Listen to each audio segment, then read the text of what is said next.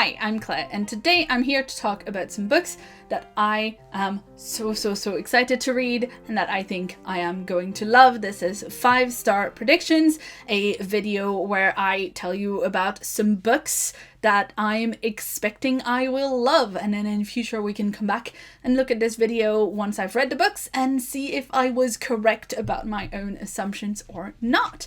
I've got 10 books to tell you about in this video, so let's get started. The first book that I'm gonna mention might be a little bit of a cheat, but I had 9 books and I wanted to get to around 10. That is A Memory Called Empire by R.K.D. Martin. I'm saying a bit of a cheat because I started reading this when I first bought it and I read like maybe 50 pages of it and I really enjoyed it at that time, so I'm assuming that it will stick the landing and that I will absolutely love it. This is a book that's been giving me ancillary justice vibes since way before it came out. It's about an ambassador to a small but fiercely independent mining station who goes to the capital of the empire to take her new post as the ambassador, and she doesn't know what happened to her predecessor. When she gets to her new posting, she realizes that not only is her predecessor dead, but also they were probably murdered and she's probably next and she has to investigate. I'm very excited about this one and I'm just calling it. This is going to be a 5-star. Next up there is Jade City by Fonda Lee. This is the first book in an epic fantasy trilogy, or epic, I guess, urban-y fantasy trilogy. It's secondary world. It's set in a city where Jade basically rules the whole city because Jade can give people superhuman strength and powers, and it's all about the power plays between different families in that city. But I've heard so many good things about this. My friend Bridget from SF Bluestocking specifically absolutely loves this book and I take her recommendations very seriously, so I am very eager to check this out at some point and I think I will love it because it just sounds very crunchy. Next up we have The Future of Another Timeline by Anna Lee Newitz, a book I have not shut up about since way before it came out. By the time you're seeing this video, I've probably read this already because this is on my TBR for February. I'm pre-filming this, so I haven't read it yet, but I'm assuming that I will love it because it's all about time travel and politics and feminism. There is a group of women going through the timeline to try and prevent a group of men that's going through the timeline from like reversing the advances of women's rights or something like that. There's also like the riot punk girl scene in the 90s.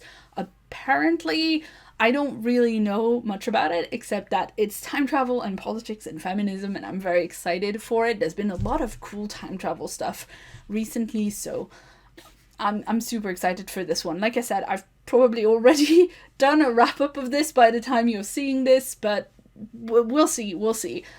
Hopefully I wasn't wrong and I love it. Another book I'm going to be reading in February is The Black Tides of Heaven by J.Y. Yang. Those 2 books are the reason I'm pre-filming this so early because I had made this list a while back and I just kind of had it as a video I'll film at some point, and then these 2 came up in my Read for Initiative TBR for February, so I figured I need to film this before I've actually read all of the books. But in any case, The Black Tides of Heaven is the first book in a series of 4 novellas called the Tensorit series, secondary world fantasy. It's silkpunk and it is about twins. We follow Mokoya and Akeha, and they are the twin children of the Protector. And basically one of them, I think Mokoya, develops a prophetic gift, so can see the future, presumably. That's what prophecy means, Claire, come on.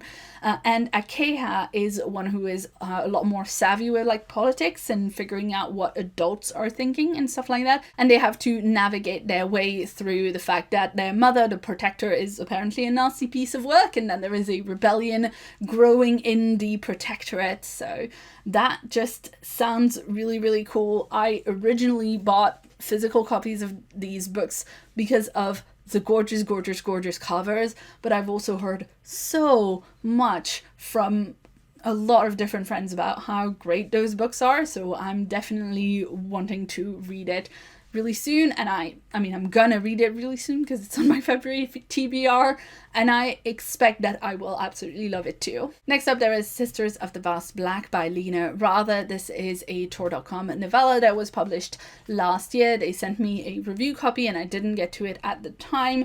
This is set on a living spaceship, and there is an order of nuns going around the galaxy on this living spaceship.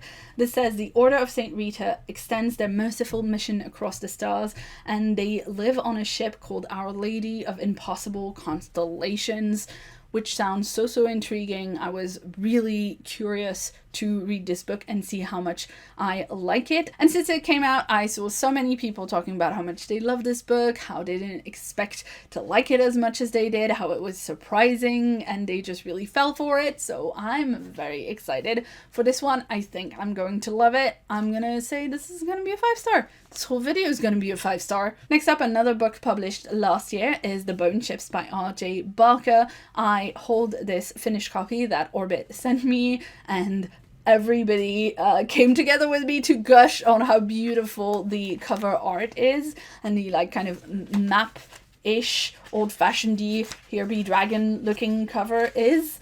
And there is an awesome map in it as well. This is set in a world called the 100 Isles, in which there are 2 nations at war, and they are waging war against each other on ships built with the bones of ancient dragons, as per the title. The dragons have long since disappeared, but the war continues to go on and on and on until a new dragon appears, the first dragon to appear in centuries.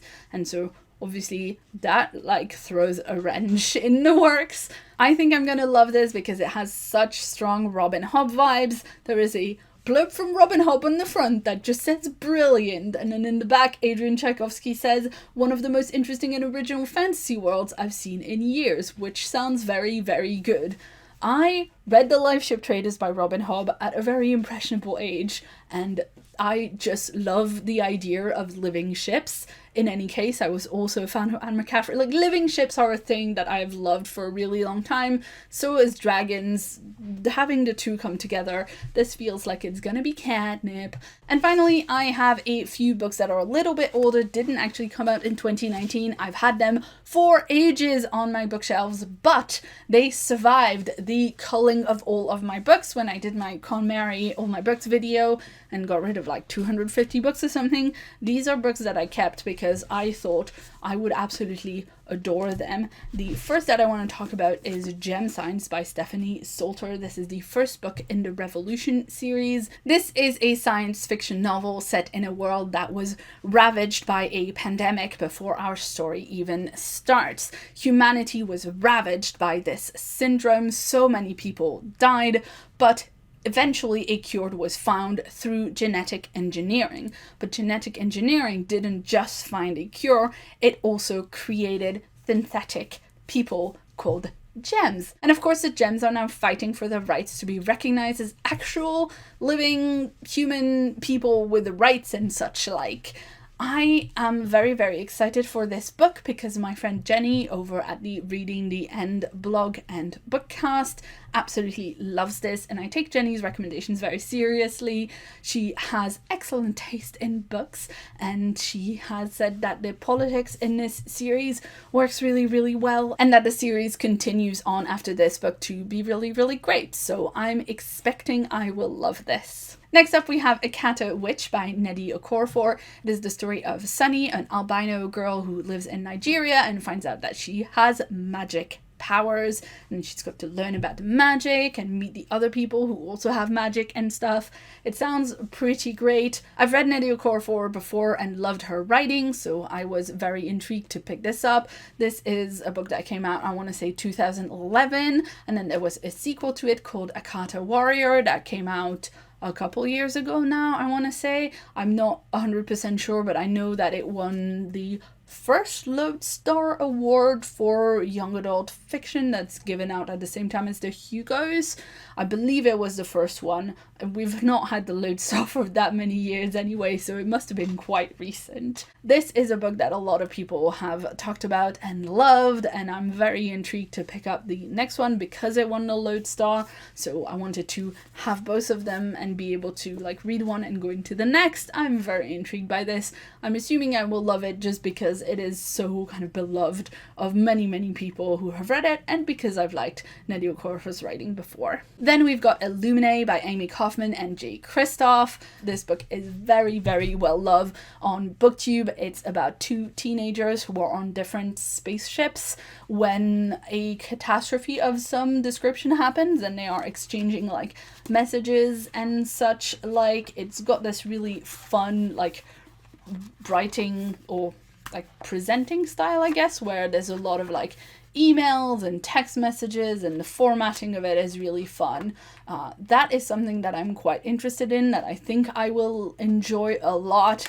I really like this type of, you know, story that includes messages and stuff like that in fanfic. I don't think I've seen it very often in original commercial fiction, but I really love it in fic, so I don't see why I wouldn't love it in here.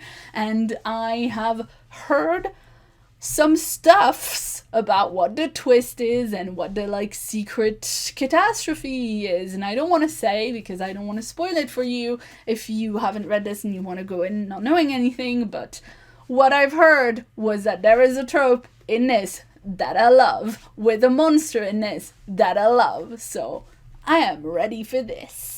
And finally, we have The Goblin Emperor by Catherine Addison. This is a book about a goblin princeling called Maya, who is real low down in the line of succession for the throne of the Goblin Empire. Except everybody else in the line of succession dies in a freak accident, and Maya has to be the Goblin Emperor. And he's not real good at being an emperor because he's too nice. That's what I've heard anyway. So many people love this book. This is really one of those books that to me feels like I missed something. I missed an important part of the SFF canon, and then I found this copy of it, and it's so pretty and I can't stop looking at it. It's one of my favorite covers that I've seen in a really long time. Like, I always wanted to read this book anyway, and then when I found it in this edition, I was just like, this has to be mine and it has to come in my eyeballs immediately. Just from the way people talk about it, from the way people still seem to have like a strong fondness for this book and these characters years later, I think this is gonna be banging. So that's it. These were my 5-star predictions, the books that I think I'm going to read and absolutely adore. Let me know in the comments below if you've read any of those books, or if you're excited to read them yourself, if you've got books that you are expecting to read and absolutely adore. Just talk to me in the comments, because I am very excited to read all of these. Also a little bit intimidated by the size of this pile of books. If you'd like to see more from me, you can check out a previous video on screen right now. And if you haven't yet, please hit the subscribe button that's on my face for a new video from me every week. I've been Claire, thanks so much for watching, and see you soon.